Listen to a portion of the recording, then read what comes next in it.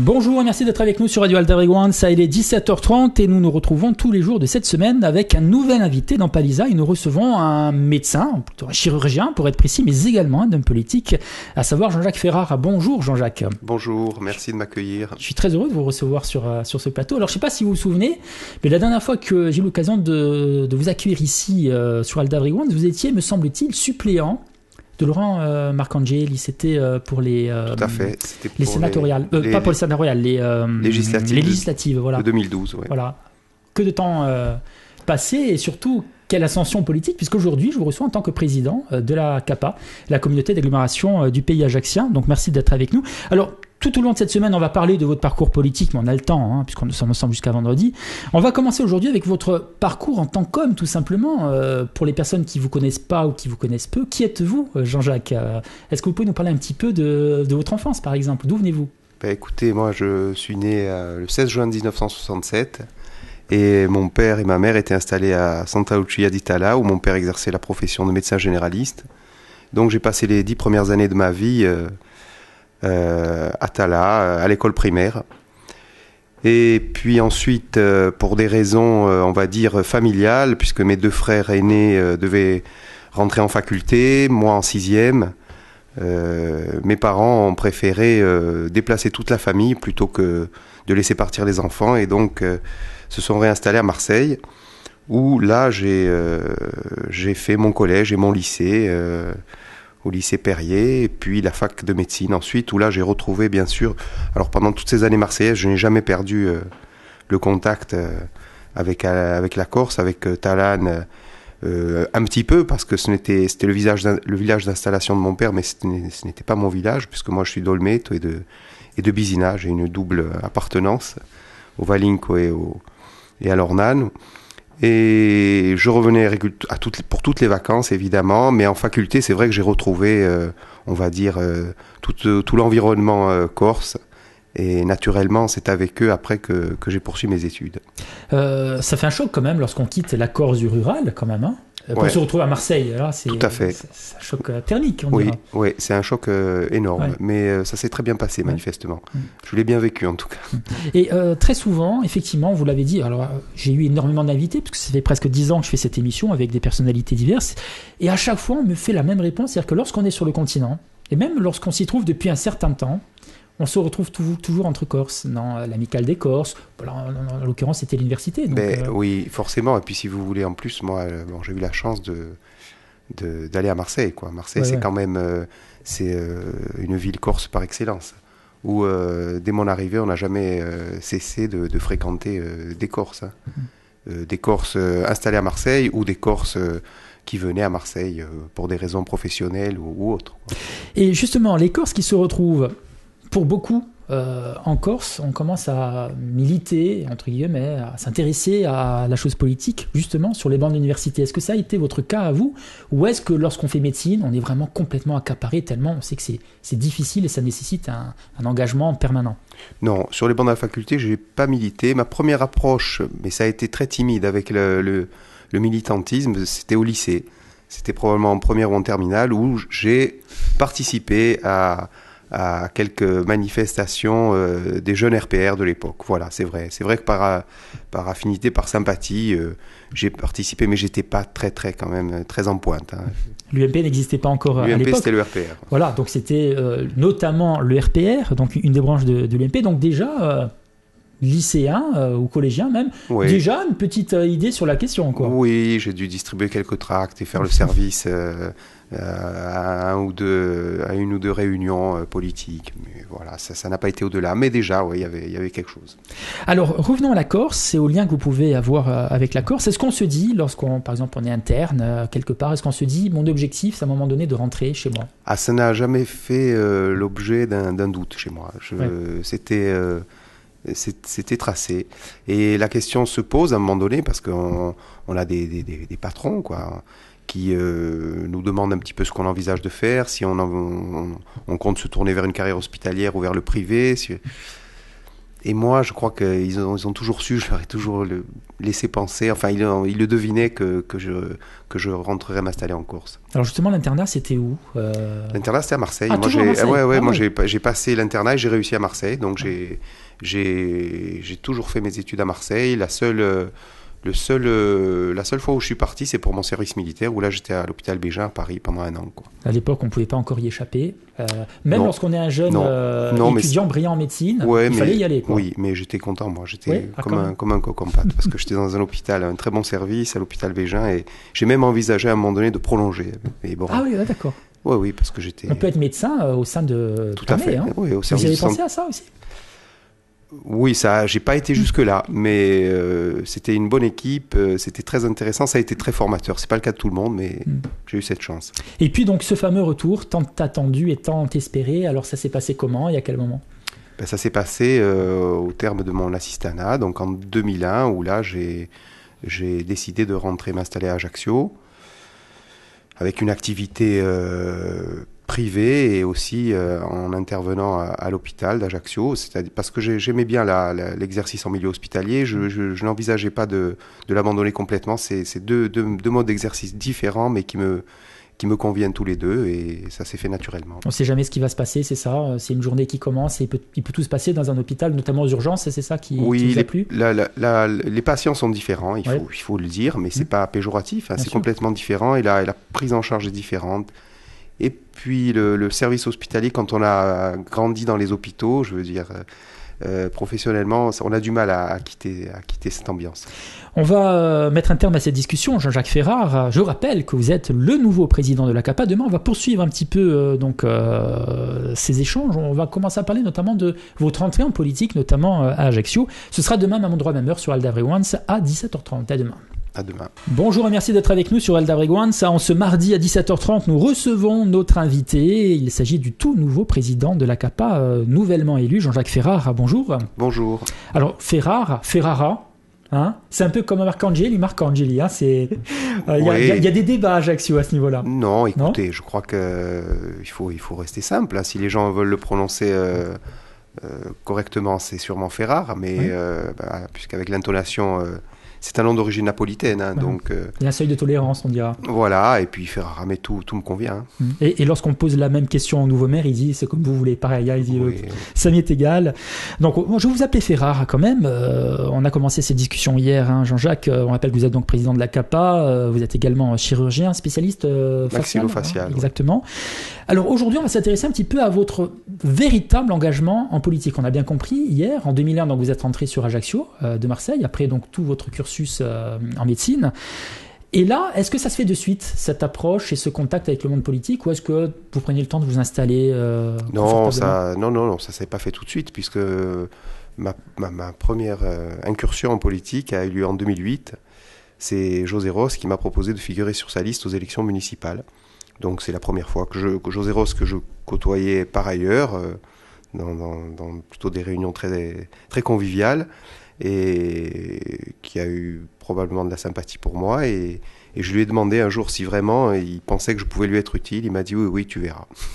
Alors on sait que José Rossi et Laurent Marcangeli sont proches, ce qui est le cas aussi entre vous, entre Laurent, donc on vient de comprendre aussi José Rossi. Est-ce que Laurent, vous avez fait sa connaissance plus tard? Il était tout jeune à l'époque, hein? Laurent, je l'ai connu à cette occasion, en 2008. À cette occasion, ouais. Oui, en 2008, puisqu'on se trouvait sur deux listes différentes, mais cousines, on va dire, et que nous avions fait le pas de nous retrouver au deuxième tour. C'est là que j'ai rencontré Laurent pour la première fois, oui. Alors c'était avant toute cette ascension, on connaît le premier canton d'Ajaccio, législative et puis la mairie. Est-ce que vous avez décelé en lui ce jeune brillant politique? Parce que ça, qu'on soit avec lui ou contre lui politiquement, personne ne peut le nier. Moi, j'ai tout de suite compris que c'était une personne de valeur, très investi dans la politique. J'ai compris qu'il n'en resterait pas là. Et ça a été une période difficile, puisque c'était la débâcle de la droite ajaxienne. Et sans prétention, mais oui, j'ai vu ses qualités. Et j'ai appris à le connaître et à l'apprécier. Parce qu'au premier abord, Laurent n'est pas quelqu'un...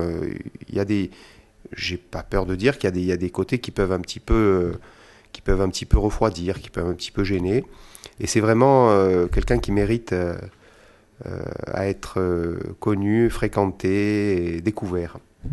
Alors revenons à vous. 2008, première campagne, on l'a bien compris, vous êtes réunis au second tour pour l'échec que l'on connaît à cette époque-là. Et puis par la suite, vous avez été donc suppléant pour les législatives aux côtés de Laurent. Et c'est là, j'ai l'impression qu'on commence à vous connaître vraiment. C'est au cantonal aussi. Je me suis présenté en 2011 au cantonal dans le troisième canton, où là j'ai fait une très belle élection dont je suis très fier. Et c'est ce qui m'a en tout cas conforté, même si ça s'est soldé par une défaite, pour des raisons sur lesquelles... Ça s'est joué à peu de choses. Oui, à 80 voix. Ouais. Et puis, je ne reviendrai pas sur les conditions de cette élection, mais c'est ce qui m'a conforté dans ma volonté de poursuivre. Voilà, parce que j'ai échoué à 80 voix, avec plus de 1000 voix sur le troisième canton, et je me suis dit que manifestement, il y avait des gens qui m'aimaient bien. D'accord. Et puis ensuite, donc, suppléant pour législative. Et là, ça y est, la première victoire partagée avec Laurent Marcangeli. Tout à fait. C'est une victoire peut-être qui a été une sorte de détonateur à Ajaccio, parce que personne, même nous les journalistes, personne n'imaginait que Simon Rinouch pouvait être battu dans ce scrutin où il y avait tous les électeurs de la CAPA qui devaient se prononcer également. C'est une énorme surprise quand même. C'est un très très bon souvenir, excellent souvenir, parce que des souvenirs de campagne extraordinaires, parce que nous étions très détendus, nous allions au combat entre guillemets à la fleur au fusil, quoi. Après une présidentielle qui n'était pas en notre faveur et qui s'est soldée, finalement, cette très bonne ambiance, elle devait être perceptible par les gens que nous rencontrons, parce que ça s'est soldé par une victoire, entre autres, mais on était heureux de faire ce qu'on faisait. Est-ce qu'il n'y avait pas là déjà les prémices des victoires futures, notamment pour les municipales, parce que gagner, même avec la CAPA, on sait que Simon Rinouch a créé la CAPA, c'était déjà un exploit.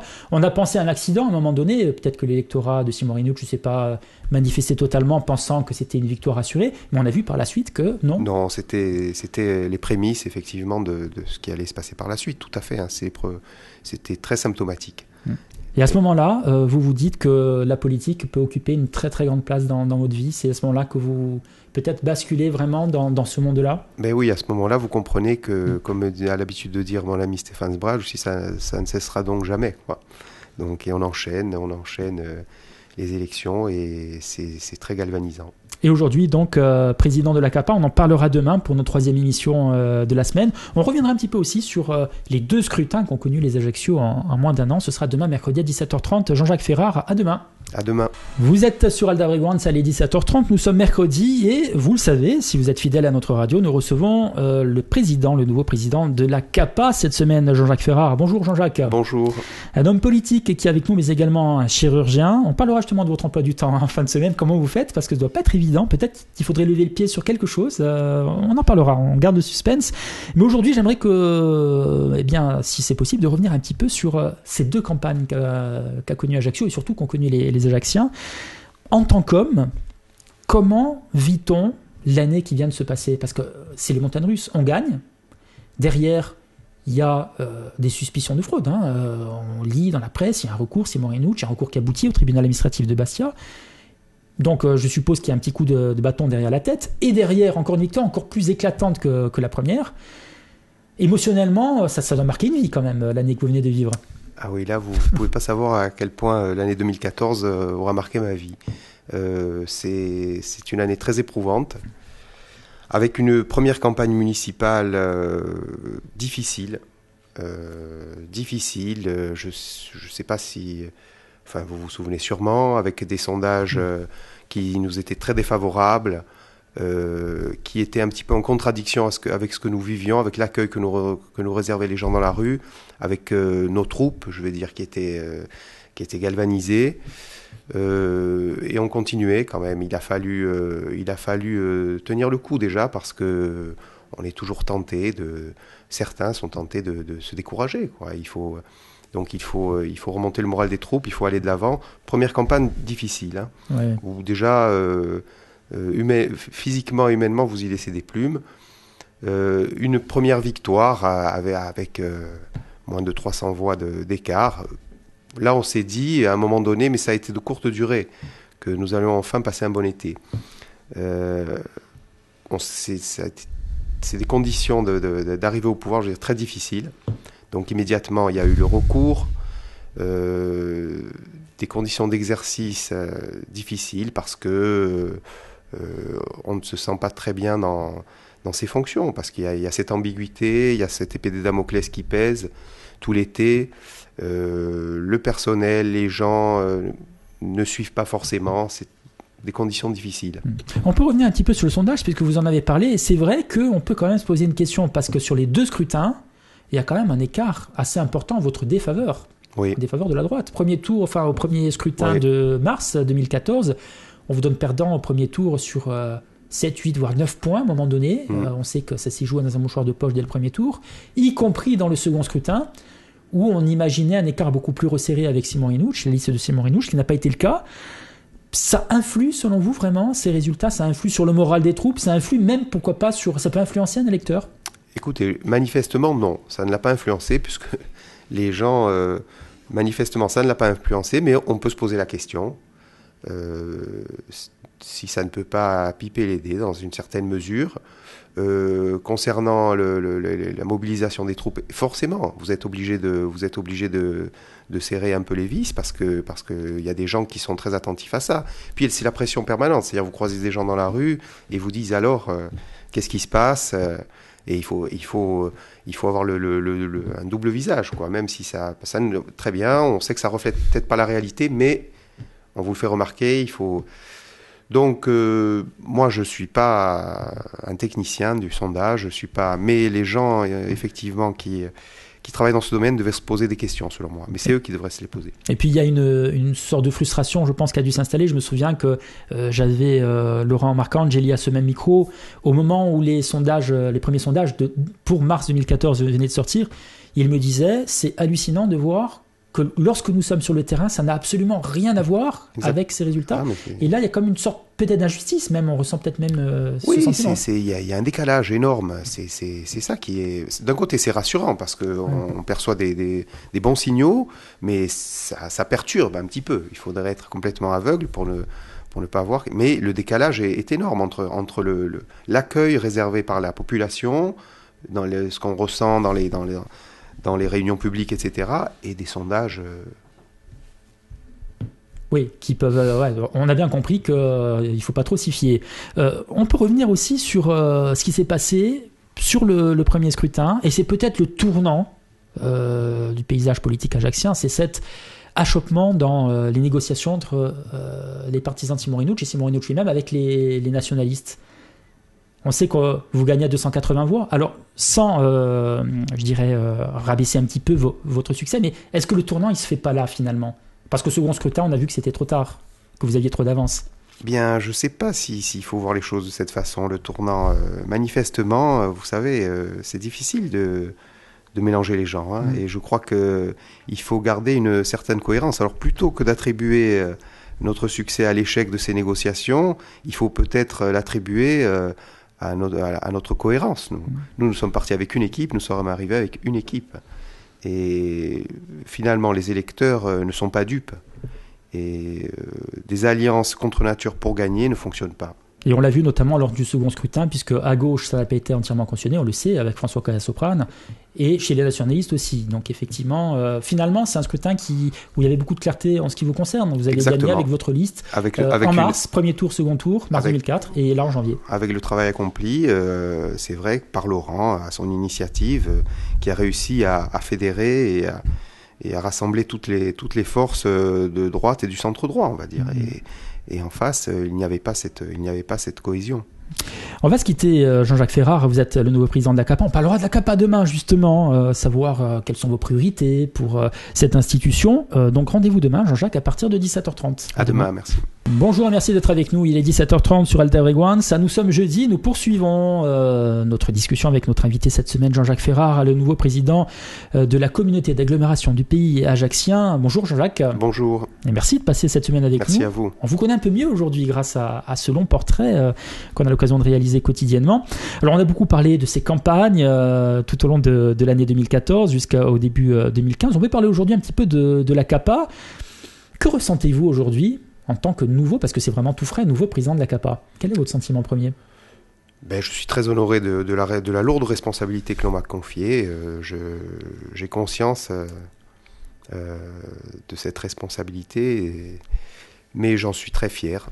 Et je l'assumerai avec le plus grand sérieux, parce que c'est un outil que j'ai découvert l'an dernier, la CAPA. Et j'ai tout de suite été à l'aise et j'ai tout de suite pris conscience de l'importance de cet outil dans les années à venir, au plan de notre territoire. Donc le premier contact que j'ai eu, c'est j'étais en charge du service de la collecte des déchets et du traitement des déchets. Et là, j'ai rencontré un monde très différent de ce que j'avais rencontré, qui était vraiment... J'étais un extraterrestre. Mais j'ai adoré, je le dis, j'ai adoré ces gens et je les adore toujours. C'est un milieu particulier, qui ressemble à ce que j'ai connu. Par exemple, je fais souvent la comparaison avec des métiers comme les pompiers ou le SAMU. Sauf que ce qui m'a tout de suite frappé, c'est qu'ils n'avaient pas la même reconnaissance. Ils n'étaient pas reconnus de la même façon que... Et ça m'a tout de suite frappé parce que c'est des gens qui ont un rôle très important dans le quotidien de tous les Ajacciens. Et quand même, c'est eux qui sont en charge d'assurer la propreté de la ville et de s'occuper de leurs ordures. Entre autres, il y a aussi les transports scolaires. Voilà, et ils font l'objet souvent, ils font plus l'objet souvent de critiques que de compliments. Ouais. Et je me suis dit, il faut remédier à ça. Le but, c'est de remédier à ça. De faire changer le sentiment des gens. Je trouvais que c'était injuste, voilà. Alors qu'ils ont un travail difficile, ils gagnent bien leur vie, ils sont bien rémunérés, mais ils ne sont pas estimés. Et ça, ça m'a perturbé. Alors avant l'intérim de Xavier Lacombe, Laurent Marcangeli lui-même, donc maire d'Ajaccio et député, a été président de la CAPA. Et aujourd'hui, c'est vous, Jean-Jacques Ferrare. Pourquoi? Est-ce qu'on a peut-être voulu à l'époque affirmer vraiment un poids très important avec le maire en personne qui occupe cette fonction et qu'aujourd'hui la position est assez affirmée pour déléguer? Oui, en 2014, vous savez, je vais pas trahir de secret, mais c'était ce qui était prévu, il était convenu. Laurent a toujours dit qu'il ne souhaitait pas cumuler toutes les fonctions. Député-maire était largement suffisant. Il souhaitait me confier la responsabilité de la CAPA. Et puis les conditions politiques n'étaient pas remplies. Il y avait peut-être une victoire, on va dire, avec un faible écart de voix. Peut-être que la nouvelle opposition municipale se sentait prête à organiser une résistance au sein de la CAPA. Donc, et peut-être que l'opinion aussi n'était pas prête à ce qu'un non-maire soit président de la communauté d'agglomération. On avait peut-être un coup d'avance, quoi. C'était trop tôt. Donc, avec Laurent, évidemment, en parfaite concertation, on a pensé que le moment n'était pas venu et Laurent a dû prendre les rênes de la CAPA pour affirmer sa position. Alors aujourd'hui, lorsqu'on préside une institution comme la CAPA, on sait que c'est quand même important. Est-ce qu'on arrive à tout faire ? Il y a également un métier qui est important, chirurgien. Oui. C'est pas rien, quoi. Mais vous savez, on reproche toujours, enfin, à certains politiques, de ne vivre que de la politique. Alors, il faut, à un moment donné, que les gens sachent ce qu'ils veulent, ce qu'ils souhaitent. Moi, je suis très heureux d'avoir une activité professionnelle qui me plaît. J'ai la chance d'avoir une activité professionnelle qui me plaît. Et ça me permet de garder les pieds sur terre. Voilà, de rencontrer des gens qui sont dans la vraie vie, avec des problèmes quotidiens, etc. De ne pas vivre isolé dans une tour d'ivoire ou dans la nouvelle tour de l'espace Alban. Donc, est-ce qu'il est compliqué de tout faire ? Oui, c'est compliqué. Ça sera compliqué. Il faut beaucoup de rigueur. Il faut une méthode. Il faut être très rigoureux. Il faut avoir un emploi du temps quasi militaire.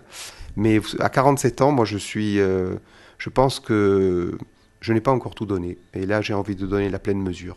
Donc, je vais tâcher de faire beaucoup de choses, en aménageant probablement certaines activités, mais je vais continuer. C'est jeune, 47 ans, c'est même très jeune, lorsqu'on est notamment en politique, même si Laurent Marcangeli nous écoute, ça peut le faire sourire, si on dit ça. Il ne manquerait pas de sourire. Concernant les priorités, maintenant que vous êtes le président de cette institution, quelles sont les priorités, quels sont les projets à mener et à bâtir rapidement ? Rapidement, vous savez, il y a des questions que nous allons devoir régler très rapidement. En particulier, les premières qui viennent à l'esprit, c'est les délégations de services publics en matière de transport qui vont voir leur fin en fin d'année et en matière d'eau et d'assainissement dans les 2 ans à venir. Donc ça, c'est un petit peu des urgences. Tout ça se fera dans la concertation avec les maires, avec tous les élus, tranquillement. Je ne vais pas dévoiler ici ce qui n'a pas encore été décidé. Donc ça, ce sont des priorités. En matière un secteur où je suis particulièrement sensibilisé, évidemment, c'est la collecte et le traitement, parce qu'il y a un double impact. Il y a un impact environnemental, il y a beaucoup d'améliorations dans ce domaine à apporter, et puis il y a un impact fiscal, avec le poids de la fiscalité sur les ménages ajacciens et du Grand Ajaccio. Il va falloir que les gens comprennent que c'est un enjeu économique majeur, et que si l'on n'est pas citoyen, et que si on continue à être très sale, ça coûte de l'argent, et ça leur coûte de l'argent à eux aussi. Donc ensuite, et puis en matière je pense qu'il y a un domaine qui a été un petit peu négligé dans les compétences de la communauté d'agglomération, c'est le développement économique, créateur d'emplois, et donc il va falloir s'y atteler en favorisant l'installation d'activités économiques susceptibles de créer de l'emploi dans le Grand Ajaccio. Vous avez évoqué la question, en quelque sorte, pour que les gens soient plus disciplinés dans la propreté. Oui. Est-ce que plutôt que d'essayer de les rendre militants quelque part, est-ce qu'il ne faudrait pas taper dans leur portefeuille directement? Et c'est là qu'ils comprennent. Bien, en gros, c'est ça. Hein. Laurent l'avait prévu l'an dernier, et on va créer une police environnementale, forcément, parce qu'il faut faire de la prévention, très bien, il faut faire de la pédagogie, ok, et puis à un moment donné, comme dans toutes les villes,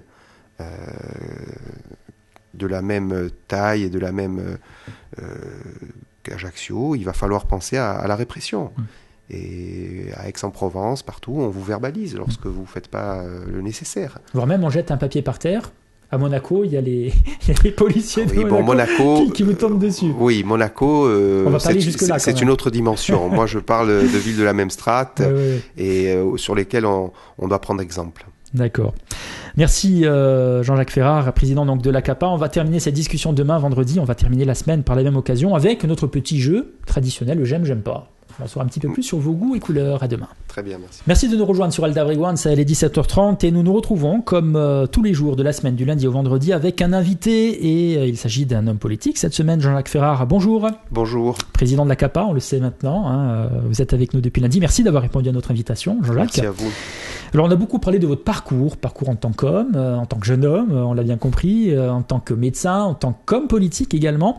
Et la tradition est que le vendredi, on se quitte en général avec le j'aime, j'aime pas. C'est un petit jeu. Il peut y avoir de tout, n'importe quoi, vous inquiétez pas. Hein. Non, d'accord. Aimez-vous ou pas, par exemple, Jean-Jacques Ferrard, la citadelle d'Ajaccio? Beaucoup. Oui. Beaucoup. J'aime beaucoup la citadelle d'Ajaccio. Il va falloir un projet ambitieux que nous ne manquerons pas d'avoir. Il va falloir un projet réaliste. La citadelle participera à la réhabilitation du cœur de ville. Ça sera vraiment l'épicentre. Et je suis confiant. La citadelle sous forme d'un cadeau surprise, il ne faut pas y compter, hein, j'ai l'impression. Non. Contrairement à ce qu'on a pu laisser entendre à un moment donné. Non, il ne faut pas y compter. Oui, non, dans les conditions économiques actuelles, l'État ne fera pas de cadeau. Aimez-vous ou pas, Jean-Jacques Ferrard, Pasquale Paoli? Beaucoup. Oui. Si vous me le citez, ça évoque pour moi les Lumières, donc j'y suis très sensible. Et oui, j'aime beaucoup. L'ancienne majorité à Ajaccio a innové en quelque sorte dans la ville de Napoléon l'installation d'une statue, justement dans la citadelle. Hein, on y revient. Ça vous a plu comme initiative? L'initiative, l'initiative est bonne et louable, je pense. L'emplacement de la statue, c'est discutable. Je ne sais pas si c'était le plus approprié. Et quant à la statue en elle-même, mais là on est dans quelque chose de tout à fait subjectif, je pense qu'on aurait pu faire mieux. D'accord, ça c'est purement personnel. Hein, complètement. C'est une question de goût finalement et de couleur. Aimez-vous ou pas, Jean-Jacques Ferrard, le marché aux puces du Rossini? Oui, j'aime bien le marché aux puces parce que c'est un moment agréable le dimanche matin. Maintenant, l'emplacement devant la piscine Pascal Rossini, je ne suis pas sûr que ce soit l'emplacement idéal d'un point de vue pratique. Et puis, je pense que même de circulation et de circulation au sein même de ce marché aux puces, quoi, pour les gens qui y vont. Donc je pense qu'il y a d'autres endroits plus appropriés. Alors pourquoi pas, puisqu'on sait que le marché de Noël cette année est un grand succès, et, les gens étaient enchantés, pourquoi pas à la place du Diamant? Est-ce que c'est une possibilité selon vous? Écoutez, ça, je laisse ça aux gens qui sont en charge de ces problématiques à la mairie. Ils ont toute ma confiance. Rien n'est à exclure, mais je leur laisse le soin de décider de l'emplacement idéal. Jean-Jacques Ferrat, aimez-vous ou pas surfer sur les réseaux sociaux? Alors, on ne peut pas dire que j'y passe pas beaucoup de temps. C'est une réalité dont il faut tenir compte. C'est pas ma passion. C'est une réalité, il faut s'y soumettre, mais non, je n'aime pas particulièrement. Il y a beaucoup d'hommes politiques aujourd'hui, y compris Laurent Marcangeli d'ailleurs, qui communiquent, qui s'en servent vraiment comme un outil de communication. Oui. On l'a vu par exemple avec l'affaire d'Emmanuel De Gentili à la CTC, réagir sur Twitter. C'est un outil. Ouais, les réactions à chaud comme ça me font toujours un peu peur, moi. D'accord. C'est pas votre truc, on le sent. Non, c'est pas mon truc parce que je me connais et je pense que c'est pas forcément les. Alors des fois la spontanéité ça a du bon, mais je m'en méfie, moi. Je m'en méfie. Donc communiquer sur les réseaux sociaux très bien, communiquer de manière extemporanée non. Aimez-vous ou pas, Jean-Jacques, les eurodateurs à Ajaccio? C'est une nécessité. Voilà, le tout est de trouver le tarif adapté, le tarif juste. Il faut toujours de la justice, voilà. Hein, il faut le seul souci, ça doit être la justice. Maintenant, le stationnement gratuit dans des villes comme Ajaccio, il ne faut plus y penser. Aimez-vous ou pas le retour en politique de Nicolas Sarkozy? Le retour en politique de Nicolas Sarkozy, écoutez, les 2 années à venir nous diront si c'est une bonne chose ou pas. Ça lui appartient, est-ce que j'aime ou j'aime pas. J'ai voté Nicolas Sarkozy aux dernières élections présidentielles. Je suis pour une alternance lors des prochaines présidentielles. Au sein même du parti, donc, on a compris. Je suis pour une... D'accord. Non, je suis pour une alternance politique à la tête de l'État. À la tête de l'État, à la tête de l'État. Oui, et je souhaite que ce soit le meilleur candidat qui soit présenté face à François Hollande, probablement. Bon, on a encore le temps, mais bon, on commence un peu, il y a les premières manœuvres, on dira Nicolas Sarkozy, on comprend bien en reprenant la tête oui, mais il y aura de l'UMP que... Oui, il y aura des primaires de toute façon, bien donc entendu. nous verrons bien qui l'emportera. Aimez-vous ou pas le Palatine? J'aime le Palatine, je pense que c'est une réalisation qui est tout à fait justifiée dans le grand pays ajaccien. Je regrette que le Palatine soit régi par la mairie.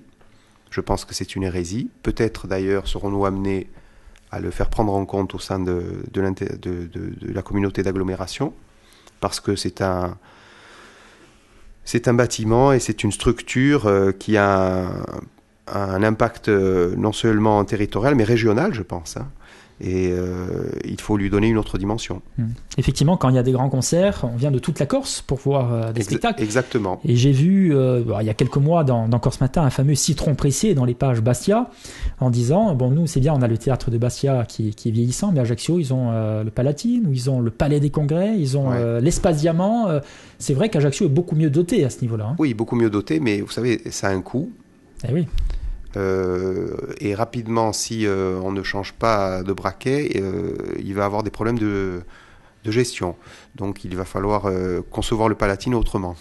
Alors j'entends des fois des bruits de couloir, des gens qui sont plutôt à gauche qui disent oui mais le Palatine c'est nous, et des gens plutôt à droite qui disent oui mais au début du projet en fait c'est nous. Est-ce que c'est pas agaçant finalement ces petites querelles? Oui. Est-ce que l'essentiel c'est pas d'avoir l'outil? Voilà, c'est tout. Je vais vous dire, ce sont des luttes d'arrière-garde. Ça c'est très bien de dire c'est nous, c'est pas nous, mais enfin aujourd'hui c'est nous qui le gérons. Voilà, et c'est nous qui allons affronter les difficultés financières qu'il génère. Donc ça a été fait, tout le monde s'en félicite, et puis on va faire en sorte que ça perdure et qu'il se développe. Dernière question justement à propos de difficultés financières.